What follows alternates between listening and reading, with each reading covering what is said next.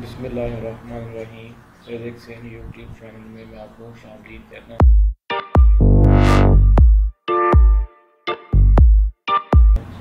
जैसे कल हमने class 10th unit 1 quadratic equation का लेक्चर नंबर 1 किया था, जिसमें हमने पॉलिनोमियल के बारे में पढ़ा था, रियल पॉलिनोमियल, कम्प्लेक्स पॉलिनोमियल, इनकी डेफिनेशंस की थी। इसके अलावा हमने डिग्री ऑफ पॉलिनोमियल के बारे में पढ़ा था कि जो पॉलिनोमियल है उसकी हाईएस्ट वेरिएबल की जो पावर है उसे हम पॉलिनोमियल की डिग्री कहते हैं। अगर उस सेकंड उसकी पावर जो है वो 2 हो तो वो क्वाड्रेटिक है, 3 हो तो क्यूबिक है, 4 हो तो बाई क्वाड्रेटिक इक्वेशन है। ठीक है। फिर उसके बाद हमने पॉलिनोमियल इक्वेशन पढ़ा था कि पॉलिनोमियल इक्वेशन कहते हैं कि अगर हम किसी भी पॉलिनोमियल को 0 के इक्वल रख दें तो वो एक पॉलिनोमियल इक्वेशन बनती है। उसके बाद हमने रूट्स पढ़े थे कि ऐसे वेरिएबल की ऐसी वैल्यूज़ जो उस क्वाड्रेटिक इक्वेशन को सेटिस्फाई करें वो उसके रूट्स हैं। ठीक है, ये हमने इसकी एग्जांपल पढ़ी थी। ठीक है, आगे जो है वो आज हम क्वाड्रेटिक इक्वेशन जो है उसके बारे में पढ़ेंगे कि क्वाड्रेटिक इक्वेशन जो है वो क्या होती है, इसकी क्या टाइप्स हैं और इसकी एग्जांपल्स क्या हैं। An equation which contains the square of unknown variable. ये क्वाड्रेटिक इक्वेशन एक ऐसी इक्वेशन है जिसमें अननोन वेरिएबल होता है और उसकी पावर 2 होती है। हायर पावर जो है वो हमारे पास नहीं होती। अगर हायर पावर होगी तो वो फिर क्यूबिक और बाई क्वाड्रेटिक इक्वेशन बन जाएगी। ठीक है, क्वाड्रेटिक नहीं रहेगी। कहता है कि second degree equation in one variable x of the form, जो होती है क्वाड्रेटिक इक्वेशन उसमें एक ही वेरिएबल होता है और उसकी पावर हाईएस्ट जो होती है वो सेकंड, यानी 2 पावर होती है। जैसे कि इसकी जनरल फॉर्म लिखी गई है ax² + bx + c = 0। ठीक है, ये उसकी है जनरल फॉर्म। कहता है कि अगर इसमें a ≠ 0 हो, ठीक है, तो इसमें जो a है वो 0 नहीं होना चाहिए। अगर a 0 हो जाएगा तो वेरिएबल के साथ जब कोफिशिएंट 0 होता है तो पूरी टर्म 0 हो जाती है। ठीक है, तो वो टर्म कैंसिल हो जाएगी। तो ये एक लीनियर जो है इक्वेशन उसमें जो है इस तरह की जो लीनियर इक्वेशन है उसमें जो है कन्वर्ट हो जाएगी। ठीक, ये है इसकी एग्जांपल x² - 7x + 6। ये है ये इसकी स्टैंडर्ड फॉर्म है। और ये वाली जो है 3x² + 4x = 9, ये एक स्टैंडर्ड फॉर्म नहीं है क्वाड्रेटिक की, क्योंकि जो हमने स्टैंडर्ड फॉर्म पढ़ी है वो बिल्कुल इस तरह की होती है। ठीक है जी। आगे है क्वाड्रेटिक इक्वेशन की 2 टाइप्स। पहली टाइप्स जो है उसे कहते हैं एडिफेक्टेड क्वाड्रेटिक इक्वेशन। एडिफेक्टेड क्वाड्रेटिक इक्वेशन में हमारे पास x² का कोफिशिएंट भी 0 नहीं होना चाहिए और b जो x का कोफिशिएंट है वो भी 0 नहीं होना चाहिए। ऐसी इक्वेशन को हम एडिफेक्टेड क्वाड्रेटिक इक्वेशन कहते हैं। अच्छा, अगर हमारे पास x का जो है कोफिशिएंट b जो है वो 0 हो जाए तो उसको जो है वो हम कहेंगे कि ये प्योर क्वाड्रेटिक इक्वेशन है। ठीक है जी। तो प्योर क्वाड्रेटिक इक्वेशन जो है वो इस तरह की होगी।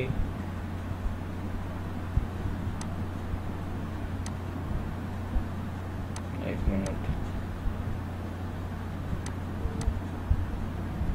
अच्छा जी, तो देन हम इसे कहेंगे कि ये प्योर क्वाड्रेटिक इक्वेशन है, जिसकी एग्जांपल हमारे पास जो है वो ये दी गई है कि x² - 16 = 0 और 4x² + 7, जिसमें हमारे पास जो है एक x² जो है जिसकी डिग्री 2 है और एक हमारे पास कांस्टेंट है। x के जो है रिप्रेजेंटेटिव यानी जो x है वो हमारे पास यहाँ पर मौजूद नहीं है। अच्छा जी, आगे हम चलते हैं। आगे है जी सॉल्यूशन ऑफ क्वाड्रेटिक इक्वेशन। ठीक है, क्वाड्रेटिक इक्वेशन के जो है वो सॉल्यूशन वो किस तरह के होते हैं उसे हम डिस्कस करेंगे। बेसिकली क्वाड्रेटिक इक्वेशन के जो सॉल्यूशन है वो हमारे पास 2 तरह के मेथड हैं जिनसे सॉल्यूशन होते हैं। एक है फैक्टराइजेशन और सेकंड है कंप्लीटिंग स्क्वायर। ठीक है, तो इसे जो उसका दूसरा नाम है वो श्रीधराचार्य मेथड जो है एक इंडियन मैथमेटिशियन है, उनके नाम से भी ये फेमस है। ठीक है, पहला जो है वो हमारे पास है सॉल्यूशन बाय फैक्टराइजेशन। फैक्टराइजेशन का आपने प्रीवियस क्लासेस में पढ़ा होगा।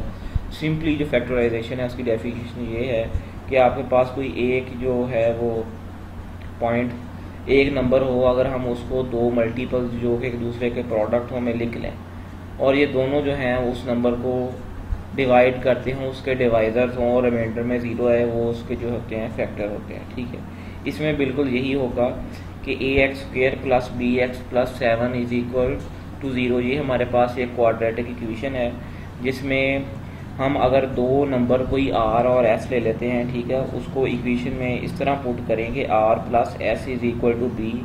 जो x के साथ हमारे पास कोफिशिएंट है वो इन दो नंबरों को प्लस करने से आए, और अगर हमारे पास x² और कांस्टेंट को मल्टीप्लाई करने से r और s को प्रोडक्ट करने से भी वही वैल्यू आए, तो ये दोनों जो हैं ये इसके फैक्टर कहलाएंगे। ठीक है, ax² plus bx is equal to 0।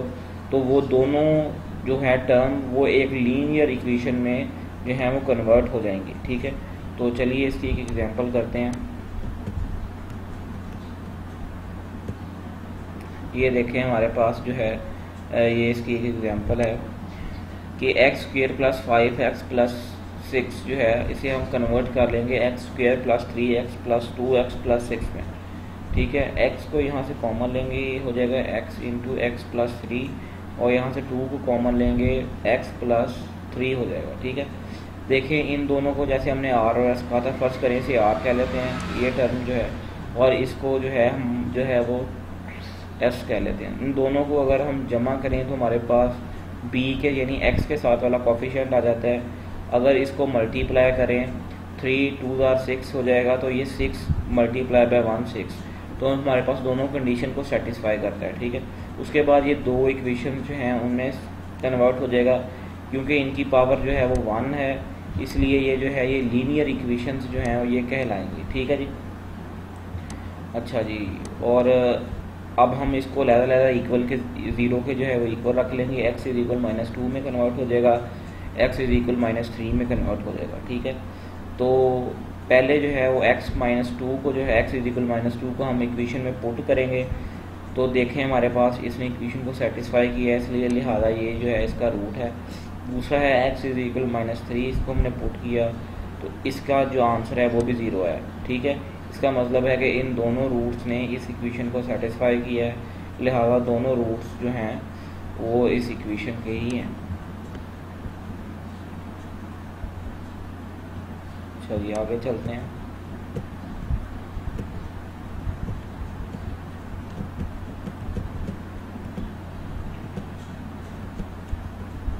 Second method जो है वो हमारे पास वो है बाय कंप्लीटिंग स्क्वायर। ठीक है, तो अगर हमारे पास एक क्वाड्रेटिक इक्वेशन है ax² plus bx plus c is equal to 0, a not equal to 0 mean यही है कि ये क्वाड्रेटिक नहीं रहेगी अगर a 0 हो जाएगा। ठीक है, तो फर्स्ट स्टेप जो है वो हमने क्वाड्रेटिक इक्वेशन लिख ली। सेकंड है जो हमने उसमें से जो x² के साथ वाला कोफिशिएंट है a, यहाँ पर जो हमने जनरल फॉर्म ली है उसमें है a, तो उसे हमने कॉमन ले लिया, लिहाजा ये जो है ये इधर b के साथ चूँकि नहीं था तो डिवाइड हो गया, और c के साथ चूँकि नहीं था तो फिर डिवाइड हो गया। ठीक है, कॉमन लिया ये वहाँ जाएगा, तो अगर हम इसे डिवाइड करेंगे तो यहाँ 1 आ जाएगा, और 0 ओवर समथिंग करेंगे तो वो तो 0 ही आता है। ठीक है, थर्ड स्टेप में adding and subtracting b over 2a plus square जो है वो हमने दोनों साइडों पे प्लस करना है और माइनस करना है। ठीक है, तो इससे ये हो जाएगा कि ये वाली टर्म जो है ये कंप्लीट स्क्वायर बन जाएगी, और ये वाली टर्म जो है ये अलहदा हो जाएगी, ये वाली टर्म जो है अलहदा हो जाएगी, और ये वाली सारी टर्म जो है ये हमारे पास एक कंप्लीट स्क्वायर बन जाएगी। इसके बाद इसको अलहदा कर लेंगे, ये हो जाएगा x plus b over 2a whole square is equal b² b over 2a का whole square minus c over a। ठीक है, इसको दूसरी साइड पे ले गए हैं हम इस साइड पे। ठीक है, इस टर्म को हम इक्वल के साइड पे ले आए हैं। ठीक है, उसके बाद इसका हमने एलसीएम लिया है, तो ये b² minus 4ac over 4a² हो गया। ठीक है, उसके बाद इस साइड पे जो लेफ्ट हैंड साइड है वहाँ पे स्क्वायर को ख़त्म करने के लिए हमने स्क्वायर रूट लिया है, तो plus minus b² minus 4ac over 2a का स्क्वायर हमारे पास लिया था तो वो 2a में कन्वर्ट हो गया। ये माइनस b ओवर 2a जो है ये इस साइड पे आ जाएगा। ठीक है, तो लिहाजा दोनों का जो है डिनोमिनेटर वो सेम है तो नीचे आ जाएगा, और हमारे पास ये जो है एक फार्मूला कन्वर्ट हो जाएगा ये जो है ये एक रूट के लिए है और ये जो है ये सेकंड रूट के लिए है, ठीक है। एक में प्लस है और एक में यहाँ माइनस है, ठीक है। तो ये दो जो है रूट्स में कन्वर्ट हो जाएगा। तो हम जो है वो कैसे कंप्लीटिंग स्क्वायर से कर सकते हैं। फ़र्ज़ करें हमारे पास यहाँ है x square plus 5x plus C, तो जो एक्स स्क्वायर के साथ कोफिशिएंट है वो a है, ठीक है, वो 1 हो जाएगा, और जो b के साथ है वो 5 है, तो b की जगह पर 5 आ जाएगा, और c की जगह पे हमारे पास 6 है तो 6 आएगा। इन दोनों में आप वैल्यूज पुट करें तो आपके पास जो है जो आंसर जो हमारे पहले थे x-2 और x = -3, दो रूट आए थे इक्वेशन के, तो जो आपने खुद चेक करना है कि वाकई बाय कंप्लीटिंग स्क्वायर से भी उसके यही रूट आते हैं। तो ये आपकी एक्सरसाइज है, ये आपने खुद करना है, ठीक है। नेक्स्ट चलते हैं जी। हमारे पास जो नेक्स्ट है वो है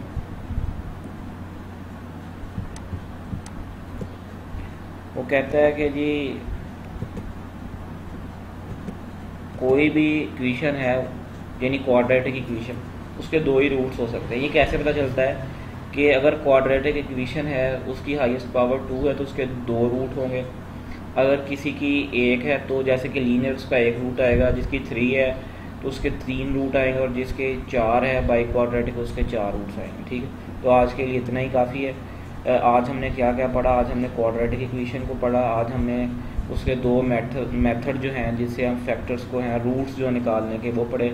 एक फैक्टराइजेशन पढ़ा और सेकंड बाय कंप्लीटिंग स्क्वायर पढ़ा। उम्मीद करता हूँ कि आपको जो आज वाला लेक्चर है उससे काफ़ी कुछ सीखने को मिला होगा, ठीक है। अगर आपने अभी तक हमारा चैनल जो है वो सब्सक्राइब नहीं किया तो नीचे ये रेड कलर के सब्सक्राइब बटन को दबाएं, ठीक है, और साथ जो है बेल आइकन उसे लाजमी प्रेस कीजिएगा ताकि हमारी आने वाली वीडियोस जो हैं वो आप तक पहुंच सकें। खुदा आपका हामी नासिर हो। अल्लाह हाफिज़।